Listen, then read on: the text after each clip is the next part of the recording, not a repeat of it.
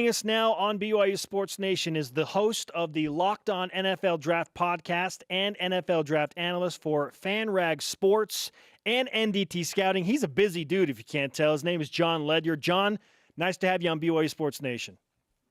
Hey, thank you guys so much for having me. I really appreciate it. You probably noticed your Twitter account blew up when you tweeted about Fred Warner and you wanting him on your team. What did Fred Warner do during what you called an elite Senior Bowl week that you feel has him ready to fly up NFL draft boards?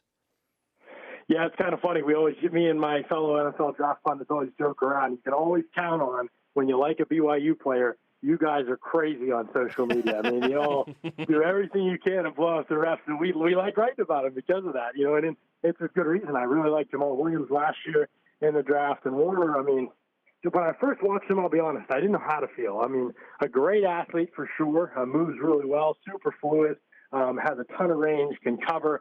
But, I knew he wasn't going to play on the edge. He's not a line of scrimmage player in the NFL. He's a little light for that role, and I think he can handle a situation, but he really never rushes the passer.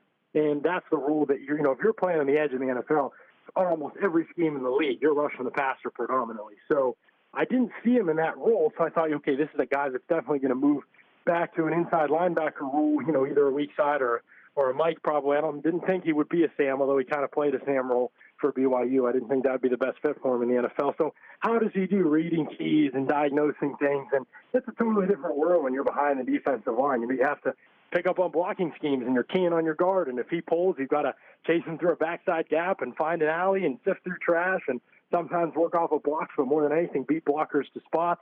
So it takes a lot of training sometimes. And I was just floored by how Warner picked it up. I watched through the All-22 team periods at the Senior Bowl, and he just seemed to pick up concepts so well and read blocks really well, attack his gaps. He was very decisive, and I worried a little bit about his physicality, but it didn't seem to be an issue at all in Senior Bowl practice. He was very physical.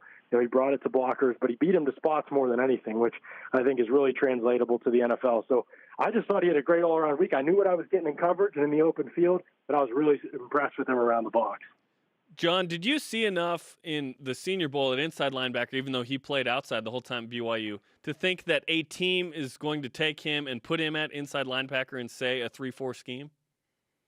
Yeah, I think that they could. The schemes, the fronts do vary a little bit depending on the team, but more than anything, it's what you're asked to do in the fronts. A lot of 3-4 teams these days, in fact, most 3-4 teams run predominantly one-gap principles. So it's not quite as confusing a role as you would see in even some colleges, to be honest. They like to get upfield. They like their linebackers to be able to play fast. And, even if it's an odd man front or an even man front, I don't know that it will matter a ton.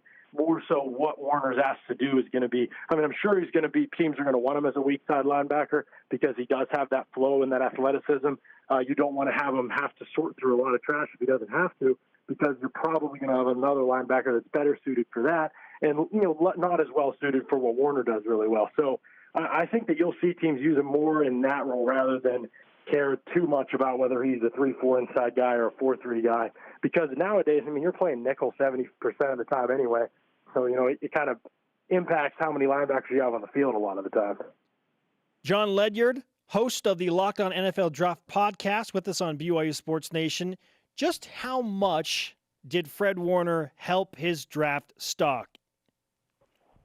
Yeah, I think that he helped it significantly, and I think he'll help it even more at the combine, which is really the big goal for Warner, I think. A great athlete, you've got to be able to test at a high level. I don't see why he wouldn't. I think that'll just continue to move him up.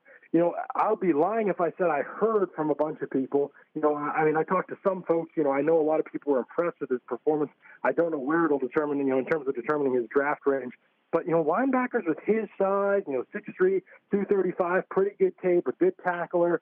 As far as I know, I've heard of nothing but great character reports on him. So it seems like if he tests really well, that's kind of the final piece of the puzzle. And we've seen guys a lot more raw than him get drafted really high. So to me, he has the look of a top 50 type player. Linebacker depends on the team. Some teams value it a lot, some don't. It's not like quarterback or corner or defensive end, pass rushers. Those everybody values those spots, offensive tackles. But linebackers a little bit more dependent on certain organizations, value them a lot more than others. So I do think there'll be certain teams that are really interested in Warner. I think he's going to go second round. Even a tad bit higher wouldn't shock me. But I'm speaking without any knowledge hearing anything from anybody else. That's just a guess. But guys with his profile tend to go a lot higher than you think. I mean, think about Hassan Reddick a year ago. He played with his hand down, but he went to the Senior Bowl. He showed out in coverage. He was in an off-ball linebacker role. He shot up boards. His character got rave reviews. He tested really well at the combine. Sounds like a lot of similar things to what Fred Warner did, and for Warner's even probably more experience and more natural in coverage and in space. So I don't see why he couldn't be a quick riser, especially after the combine. Second round would be tremendous for sure. Is there a team, or are there teams that you think would be a good fit for Fred?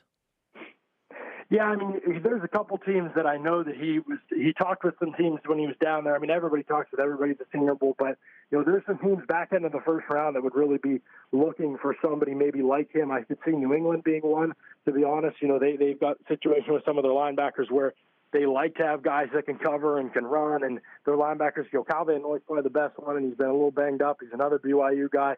I could see them making the connection there and him doing a lot of the things that Van Noy does in that defense. And they just need more linebackers who can run. Their linebackers are just too stationary right now. Hightower's been hurt, and they just don't have enough health and enough bodies at the position. So that's one I think that could interest them. The Steelers are definitely another. I'm a Pittsburgh guy, so I feel a little bit doubt into what that team's looking for, and they only take ultra athletes. That's all they're interested in. Now there's questions about Ryan Shazier and whether he'll ever play again, and Vince Williams doesn't really fit the profile of their typical linebacker. He was kind of the plug-in guy for a year, but I feel like they think they can upgrade both linebacker spots potentially. They just don't have enough athletes there. I definitely think they'll value that spot in the first round. I don't know whether it'll be Warner or somebody else, but I think that he fits the profile what they definitely be looking for at linebacker. The Saints are another team. The Saints have linebacker concerns. Again, the back end of the first round, and that's probably the one spot on their defense. They really need some guys who can move and run, show some range, play some third down roles. They have Manti Te'o and some of those guys, A.J. Klein, some guys like that don't move as well. Aren't really space players. Craig Robertson, and if Alex Anzalone's healthy next year from Florida, and they pair him with somebody like Fred Warner, that's a pretty athletic tandem, a linebacker. All of a sudden, that whole defense kind of rises a little bit. So I think there's a couple teams back there, whether it's in the first and the second. And there's obviously the Raiders, for sure, are a team that needs linebacker help. The Dolphins are for sure a team that needs linebacker help. I could see both of those teams trying to target him at some point in round two. John, it's been a pleasure, man. We appreciate the insight into Fred Warner and what he did at the Senior Bowl. And I don't need to tell you, if you want more traction on social media, just hashtag BYU, man. Absolutely. Thank you guys for having me. I really appreciate it. You got it. Jon Ledyard, host of the Locked On NFL Draft podcast and NFL Draft analyst, with us on the Deseret First Credit Union Hotline. Deseret First, your values, your timeline, your financial future. Can you